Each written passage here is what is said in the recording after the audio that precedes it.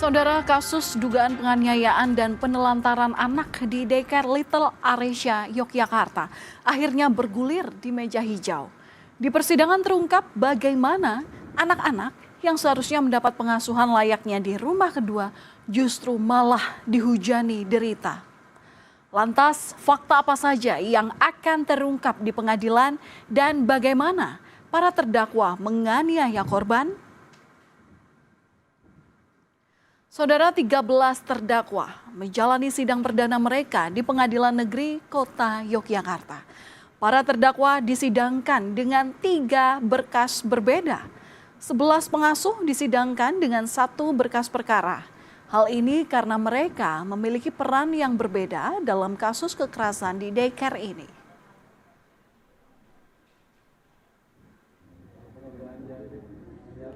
Tak hanya 11 pengasuh daycare yang menjalani sidang perdana, Ketua Yayasan Diah Kusumastuti dan Kepala Sekolah Daycare Anita Palupi Indahsari juga menjalani sidang perdana.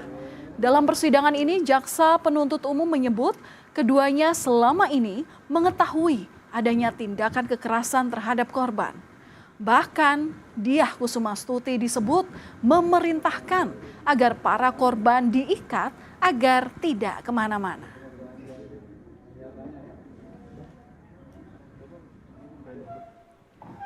Kasus kekerasan di daycare ini terus dipantau orang tua korban.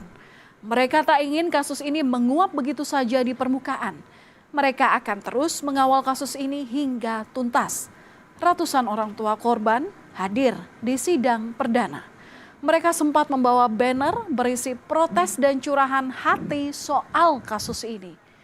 Karena hati mereka hancur saat mengetahui anak yang mereka titipkan justru jadi korban kekerasan.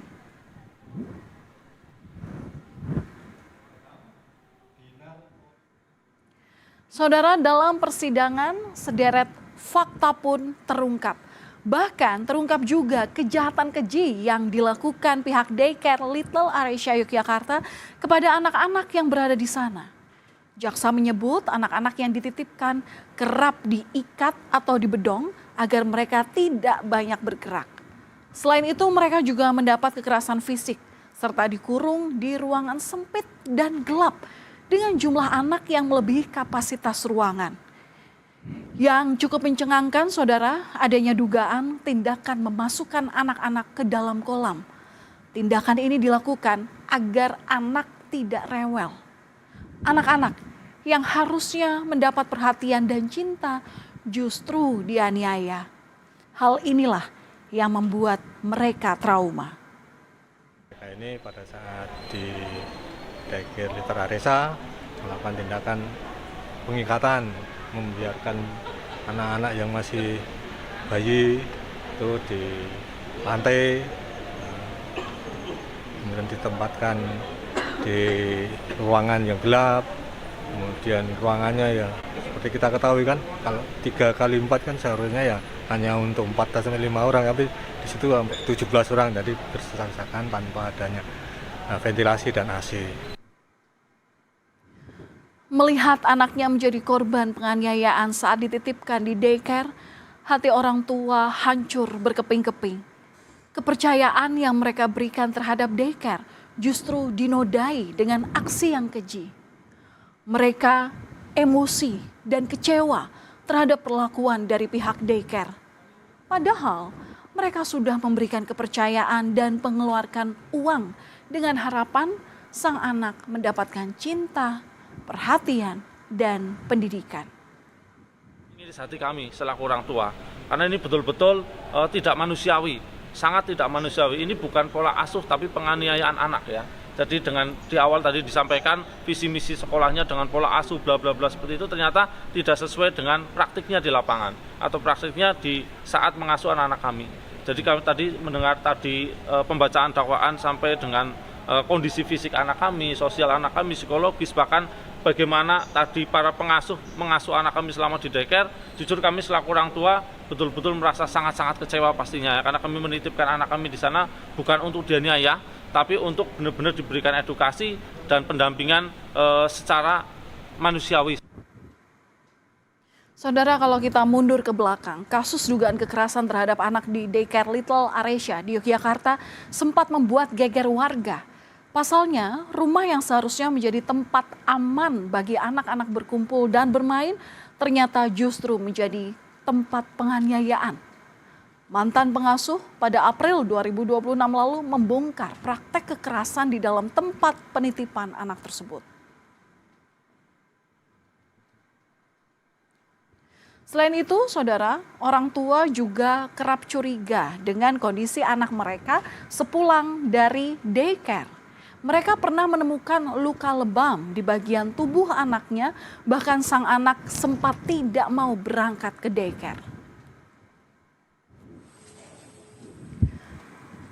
Pada Jumat 24 April lalu, polisi melakukan penggerbekan di daycare Little Aresia di Yogyakarta. Pemandangan di dalam daycare begitu memilukan.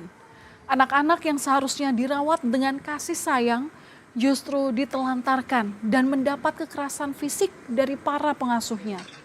Mayoritas korban berusia 3 bulan hingga 2 tahun.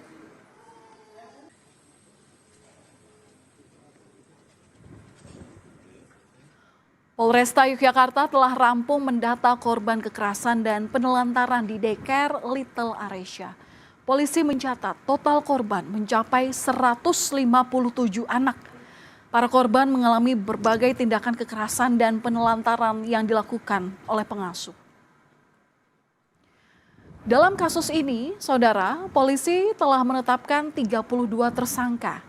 Mereka yang ditetapkan sebagai tersangka adalah mulai dari ketua yayasan, kepala sekolah, guru, pengasuh, karyawan administrasi maksud kami, hingga tenaga keamanan dan kerumah tanggaan. Penetapan tersangkanya pun dilakukan dalam 2 sesi. Sesi pertama polisi menetapkan 13 tersangka dan sesi kedua 19 tersangka.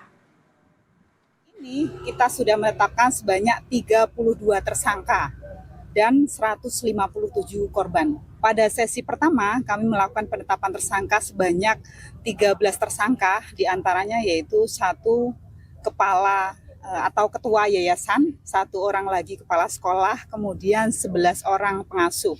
Kemudian pada sesi 2 ini kami menetapkan sebanyak 19 tersangka. Demi mencari keadilan, orang tua korban akan menyurati Presiden Prabowo agar kasus ini diusut tuntas dan transparan dengan 5 poin permohonan. 5 poin itu diantaranya adalah pemberian restitusi untuk korban, pendampingan dan pemulihan psikologis anak, pemberian sanksi berat bagi para pelaku, penegakan hukum yang adil dan transparan, serta penyelidikan lebih lanjut terkait keterlibatan pengurus di dalam struktur organisasi Little Aresia. Kami selaku orang tua korban sudah berupaya menjalin atensi dari berbagai pihak, termasuk Komisi 8 kemarin ya sudah kita lakukan. Kemudian kita juga sudah berproses ke Komisi 3 namun belum ada respon sampai hari ini. Dan per hari ini kami juga akan berkomunikasi dan menyurati langsung Presiden Prabowo seperti itu. Adapun beberapa hal yang akan kami sampaikan kepada Presiden Prabowo, ada 5 poin ya. Saudara, selain penegakan hukum, masa depan anak-anak yang menjadi korban kekerasan di daycare Little Aresia juga harus diperhatikan. Pendampingan dan pemulihan psikologis anak harus diberikan agar trauma kekerasan dan penelantaran yang mereka dapatkan bisa hilang dan tak berbekas. Semoga kasus ini jadi pelajaran bagi banyak pihak untuk selalu waspada dan memberikan perhatian hingga cinta terhadap sang buah hati.